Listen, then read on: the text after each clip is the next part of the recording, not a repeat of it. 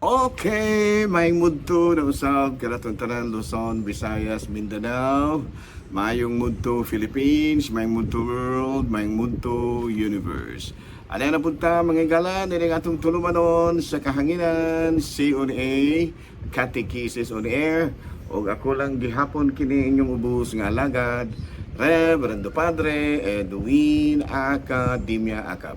Abino adlaw na usab karon nga, unsam tarong adlaw. Uy, Merkulis na. Merkulis na po mga higala. This is the 29th day of July. No, kamusta naman mo mga higala? Wala ba mo iubo din ha? Kung naa, tumarong tambal, pahuwaig sa'yo, no? Aron nga maulian, no? Wala ba mo magsakit ng inyong arthritis? Nagsakit man gani. Inom daghang tubig.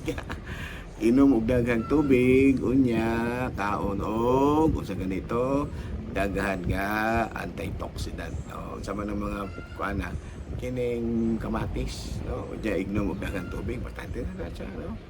Unya kanang exercise ginagmayo palabihi kay mo samot ni mo arthritis ana.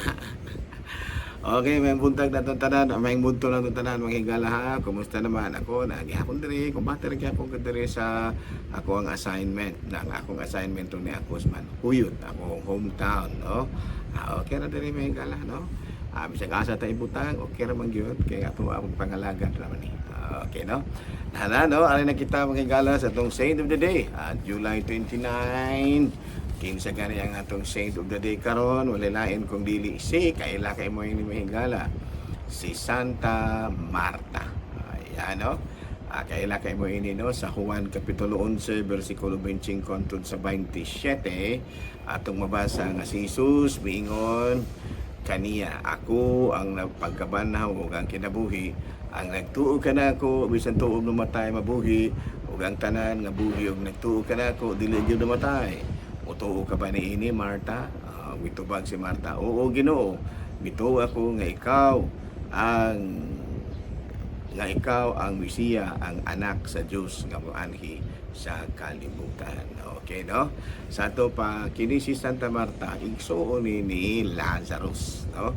Ya kini atong nabasa karon atol ni sa pagkamatay ni Lazarus na diin gibanhaw ni Kristo. Nya karong adlaw mao ang iyang kapistahan ni Santa Marta. Ayan, no? Okay, no? Padayon ta sa ato ang mga pangalagan, no? Sama sa kama kang San Marta, pangayoon po nato ni Kristo ang kabanhawan, no? Dili lang nga mayong lawas, kabanhawan gyud, no? Na pag-abot sa mga problema mabanhaw kita, no? Sa daghan kay nato mga problema nga gihambin, mabanhaw kita. Ayan, no? Mas masulbab ang problema ba? Abino arita mga igalas sa ato ang kining CBCP News, balitang simbahan ining kamuntuhon, matud pa Cardinal Chito Tagle nagkanayon, Mass ends, mission begins. No mo kini ang gisulti ni Cardinal Chito Tagle atol sa ika-12 nga Philippine Conference on New Evangelization dito sa UST or University of Santo Tomas ni adtong nakalabayng adlaw ni adtong Biyernes nga nakalabay, no, sa pitsa 24 ni ining bulan sa Hunyo, no. Sa to pa karang bitong misa may higala, no, kami itong tapos ng misa dada ang kalinaw ni Kristo mo kana siya, no, as mass ends mission begins. Ayan, no. O niya, balitang gikan sa balikan mga higala, old age not a burden to manage but a gift to cherish, no. Kada bitaw mag-uul bitaw tawag matigulan na tayo, no. Gasa sa Ginoo na nga bisan tuod kung medyo gulang-gulang na ta, pero naapaghihapon ta buhi pa.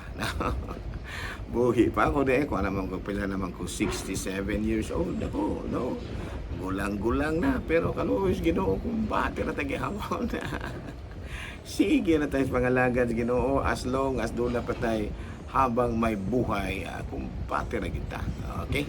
Nalala mo ganito may galang balitang simbahan ni ining kamuntuhon o padayon kita sa ato ang pangalagan.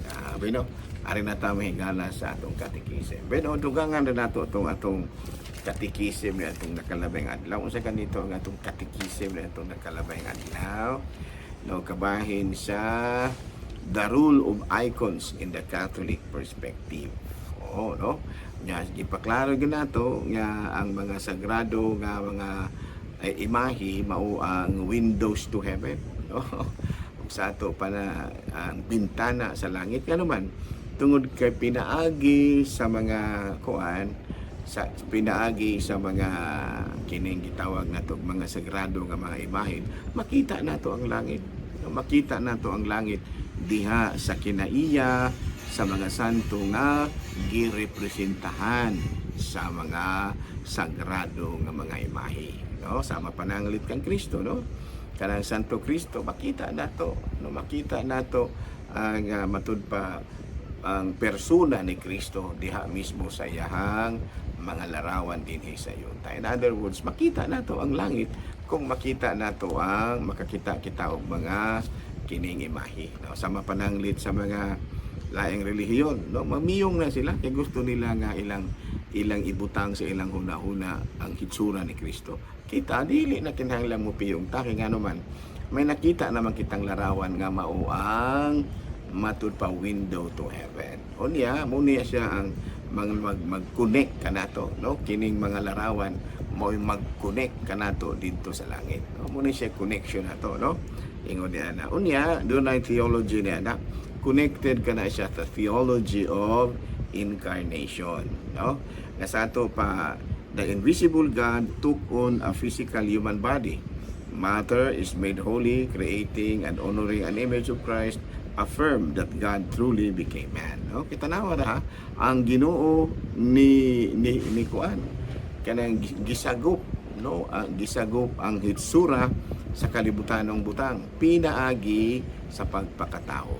O sa ato pa ang Ginoo tuara sa iba, tuara sa kuan, pero nakita nato siya tungod sa iyahang larawan.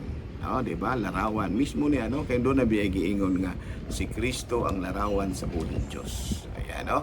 Nasato pa diha sa mga larawan, nakita nato ang gitawag natong kahimayaan sa Ginoo. So ato pa kung doon na kita yung mga larawan, nakita nato ang mga prototype, sa manang prototype ng higala, the actual person in heaven which it represents. Klaro na ha. So mo kana no nga kitang mga Katoliko tahod ra kita, no? Kay kining mga larawan mao man kini ang atong koneksyon paingon sa langit. Kay ato man nagitahod ang mga larawanan. Okay, klaro na na. Okay. So dito lang sa tagutom ha. Ako ra gihapon kini yung ubos nga alagad Reverend Opando Padre Edwin Academia Acap, no? Nya sa ngalan sa atong talahurong obispo Bishop Polito B. Cortez, atong station manager si Father Ramaata, nga ato ang mga kaparian lukop kabisan, especially ako mga classmate ha, si Padre Ubing, si Father Tonton, ug si Father Dami. Ako mga classmate na tanan, mga kontemporaryo na ako, daghang kay salamat sa inyong pagpakiguban. Ug maayong mudto Pilipinas.